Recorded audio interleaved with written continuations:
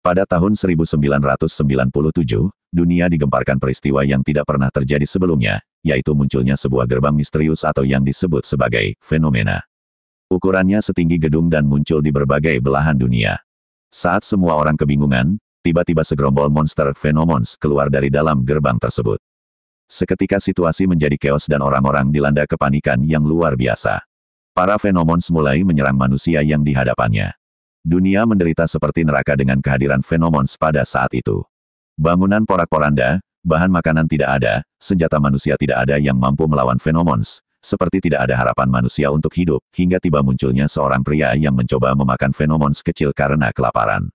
Namun sesuatu tidak terduga terjadi, tubuh pria tersebut mengeluarkan aura hitam lalu tangannya berubah menjadi pedang besar seukuran tubuhnya. Pria itu bingung dengan kejadian yang dialaminya. Pada saat bersamaan, Phenomons menyerang ke arah pria itu. Dengan pedangnya, pria itu menebas Phenomons dan berhasil dikalahkan. Pria itu tidak percaya berhasil mengalahkan Phenomons. Itu adalah kabar baik untuk seluruh dunia bahwa masih ada harapan bagi manusia.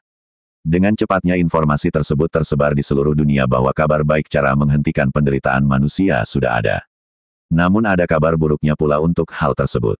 Bahwa sangat langka untuk menemukan Phenomons kecil, dan dengan memakannya presentase keberhasilan mendapat kekuatan hanya 50/50.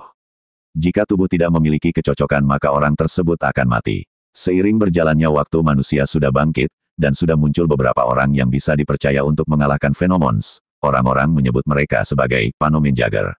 Cerita dimulai dari seorang pria muda yang masih tertidur di jam 9 pagi. Sangat mencerminkan sekali sikap pemalas. Yah, sayangnya pria ini adalah sang tokoh utama dalam cerita ini. Namanya Arda, 19 tahun. Ia hidup bersama paman dan bibinya yang sibuk bekerja. Orang tuanya hilang dan tidak ada informasi selama 10 tahun. Biarpun begitu, Arda bersyukur masih bisa menjalani keseharian seperti biasa. Ketika saat ini Arda masih tertidur, ia sangat terganggu dengan suara ketukan dari pintu rumahnya. Ia terus mengabaikannya. Setelah 5 menit, akhirnya suara itu tidak terdengar lagi. Arda pun sangat lega dan hendak melanjutkan kemalasannya itu. Namun tiba-tiba Arda dikagetkan oleh seseorang yang tiba-tiba muncul dari jendela rumahnya. Arda sangat kacau dan menoleh ke orang tersebut.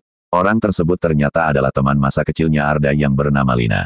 Arda menjadi sangat marah karena ia mengagetkannya dengan cara seperti itu dan masuk sembarangan lewat jendela rumahnya.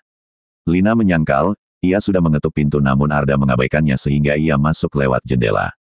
Seusai perdebatan, Arda menanyakan apa tujuan Lina datang ke rumahnya. Lina menjawab dengan jahil, bisakah kamu buatkan teh untuk tamu terlebih dahulu? Sambil bergumam Arda membuatkan teh untuk Lina, dan Lina tertawa kecil melihatnya. Setelah teh disajikan Lina pun menjelaskan inti kedatangannya. Tidak lain dan tidak bukan adalah mengajak Arda bekerja. Arda pun langsung menolak dan menyuruh Lina untuk pulang.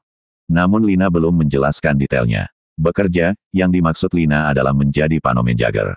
Arda pun terdiam sesaat dan masih menolak tawaran Lina. Dengan alasan, ia tidak punya bakat dalam hal itu. Lalu Lina melanjutkan, bahwa jika Arda menjadi Panomenjager, kemungkinan ia bisa mencari orang tuanya yang hilang. Arda semakin terdiam dan tidak bisa menjawabnya. Lina pun bergegas pulang dan tidak memaksa Arda. Namun Lina memberi serobek kertas pesan dan memberinya kepada Arda. Jika kamu tertarik, datanglah jam 7.30, alamatnya ada di kertas ini. Aku akan menunggumu. Arda pun menjadi sangat galau seharian memikirkan tawaran Lina pagi itu. Setelah berpikir keras, akhirnya Arda memutuskan bahwa ia akan menerima tawaran Lina. Esok harinya, Arda datang menemui Lina di tempat yang dijanjikan. Lina pun tersenyum senang dan percaya bahwa Arda akan datang menemuinya. Arda bertanya kepada Lina bahwa apa yang harus ia lakukan untuk menjadi Panomenjager. Lina menjawab, hal yang paling utama kita harus pergi ke Union Association, tempat di mana para Panomenjager berada. Mendengar hal itu Arda menjadi gugup dan sedikit takut. Tapi Lina mencoba membuat Arda santai dengan lelucon yang biasa ia lakukan kepada Arda.